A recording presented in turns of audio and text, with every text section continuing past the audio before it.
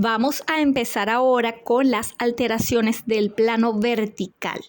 Los principales problemas verticales son la sobremordida, o también conocida como mordida cubierta o como mordida profunda, y la mordida abierta anterior. Estas se encuentran frecuentemente combinadas con algún tipo de problema anteroposterior o transversal.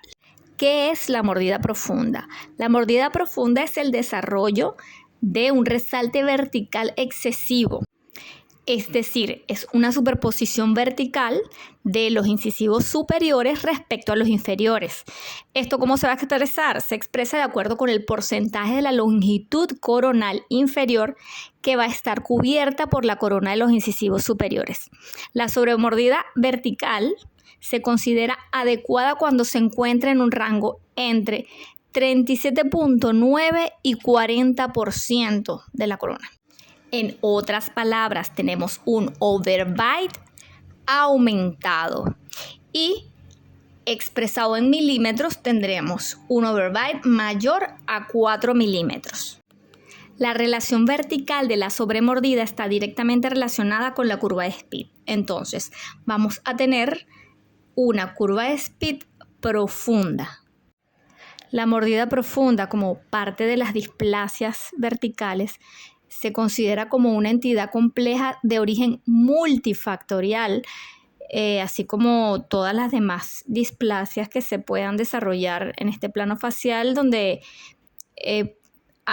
existen factores genéticos como el crecimiento y desarrollo craneofacial, el patrón neuromuscular, las características étnicas, la herencia, y pueden estar involucrados también factores ambientales, como hábitos dismorfofuncionales, como la respiración bucal, el empuje lingual. Pero hay autores como Canut que nos dice que resulta muy difícil identificar los factores etiológicos ambientales que contribuyan realmente de forma significativa a esta condición. Entonces, él afirma que generalmente ni hábitos de diferentes tipos, ni dificultades respiratorias, ni las alteraciones en el desarrollo de la erupción pueden realmente considerarse factores etiológicos. Ahora, ¿qué vas a ver a nivel facial en tu paciente con mordida profunda? A pesar de que exista una deficiencia mandibular esquelética, el mentón, fíjate acá, se va a hallar sorprendentemente bien desarrollado. Esto puede hacer que pases por alto dicha deficiencia mandibular. Mira el labio inferior, mira cómo lo vas a ver, va a haber una curvatura, va a estar curvado y presenta un exceso de tono muscular, va a haber una hipertonicidad muscular a nivel de ese labio inferior. Y mira la altura facial va a tender a hallarse disminuida, ¿sí? El tercio inferior va a estar disminuido. ¿Cómo es el tratamiento para estos casos? Si el paciente llega entre los 5 y 11 años, las opciones de tratamiento están en la ortodoncia interceptiva o en la ortopedia funcional. Los objetivos del tratamiento serían aumentar la dimensión vertical, aumentar la altura facial anterior, esto a nivel estético facial, y la disminución del pliegue labiomentoniano. Entre los aparatos más utilizados en el tratamiento para corregir la mordida profunda y la clase 2 esquelética en dentición primaria están el Twin Block y el activador o Bionator.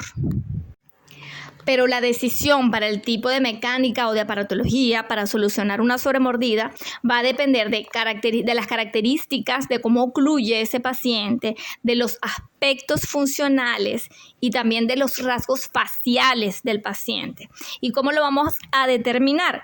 En función de los resultados de los estudios, tanto de cefalometría como del análisis de modelos, como el análisis clínico del paciente y el análisis funcional. Como ya sabes, la otra alteración en el plano vertical es la mordida abierta.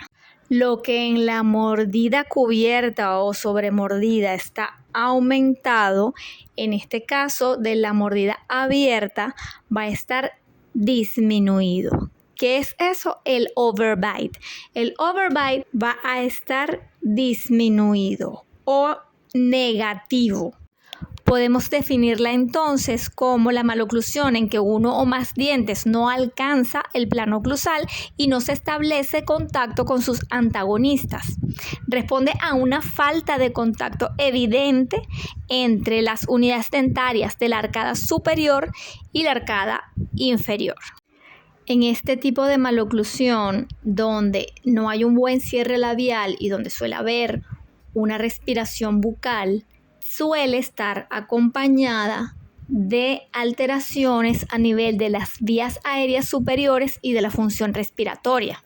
Entonces vas a encontrar que tu paciente va a presentar muy posiblemente hipertrofia adenoidea y amigdalar o desviación del tabique nasal o hiperplasia de los cornetes, y estas alteraciones pueden preceder a la maloclusión o viceversa.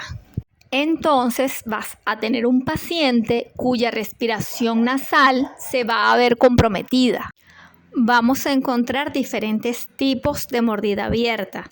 Podemos conseguir un paciente que presente una mordida abierta simple, que es la mordida abierta que involucra solamente los dientes del sector anterior, o una mordida abierta completa que además involucra también el sector posterior. También podemos clasificarla según los tejidos que están alterados, si es a nivel dentario o si es a nivel esquelético. ¿Por qué ocurre esta maloclusión? Pues puede deberse a factores neuromusculares asociados a hábitos o puede deberse a factores genéticos. Los de origen genético son los que se presentan a nivel esqueletal. Hay autores que hablan de una interrelación de varios factores etiológicos durante el desarrollo facial. El problema neuromuscular resulta más presente que el que es puramente anatómico. Cuando hablamos de factores neuromusculares o externos, nos referimos a los hábitos. Por ejemplo, el hábito de succión digital, lo que va a desencadenar es una profundización del paladar. ¿Por qué? Porque el pulgar va a hacer presión sobre ese paladar y va a direccionar el crecimiento en ese sentido. Además, va a generar una protrusión dentaria a nivel anterosuperior, va a generar que los procesos del proceso dentoalveolar posterior sobreerupcione. ¿Por qué? Porque no va a tener una oposición de la arcada inferior al estar abierta. El 80% de las mordidas abiertas anterior han tenido este hábito con anterioridad. Y el 60% tiene los dientes protruidos. Otro de los hábitos tiene que ver con la posición en reposo de la lengua y labios. La posición de los dientes depende del equilibrio de las fuerzas contrapuestas que se ubican sobre ellos, ¿verdad? De labios y de lengua, de los músculos. Entonces, los incisivos inferiores suelen estar enderezados y con apillamiento debido al empuje que sobre ellos produce la musculatura del labio inferior. Los músculos masticadores van a estar débiles, por tanto va a haber un mayor crecimiento dentoalveolar posterior con una posterorrotación mandibular. Por otro lado, los músculos normales biomecánicamente mal dispuestos. ¿Por qué? Por el hecho de la mordida abierta, con lo que desarrollarían una fuerza menos eficaz. Ahora, en los casos que son por factores esqueléticos o genéticos, vamos a ver que son independientes de la interacción neuromuscular, de hábito de succión del pulgar, de la posición de reposo lingual y labial forzada por las necesidades respiratorias, y que estas mordidas abiertas anteriores importantes se dan en pacientes con unas características anatómicas óseas particulares. ¿Cuáles son estas características? Vamos a ver en la radiografía cefálica lateral que tiene un ángulo abierto entre la base craneal anterior y media, que hay una rama mandibular corta o en el límite, que tenemos un ángulo goniaco que va a estar aumentado y que suele haber un aumento de la altura facial anterior. ¿Qué vas a ver a nivel facial en tu paciente con mordida abierta anterior? Primero vas a observar que hay un tercio inferior alargado como consecuencia de la posterior rotación, una retrusión del mentón. Vas a ver que suele presentar un ángulo nasolabial aumentado, una nariz relativamente prominente, un perfil convexo y una zona paranasal aplanada. También podrás ver incompetencia labial. Vas a ver una mayor exposición de los incisivos superiores. Puede presentar una sonrisa gingival y un labio superior corto. Cuando vayas al estudio de los modelos de tu paciente, ¿qué crees que vas a ver? Vas a conseguir a nivel de la arcada superior, que esta tiene una forma en V, que los dientes superiores suelen estar bien alineados y protruidos, y a nivel de la arcada inferior puedes observar que suele haber apiñamiento y suele ser más ancha. Suele haber discrepancia de arcadas con mordida cruzada unilateral o bilateral. Es muy frecuente un doble plano palatal. ¿Y cómo se tratan estos casos? Como en todas las maloclusiones, se debe estudiar detalladamente cada caso, realizando los exámenes y estudios indicados.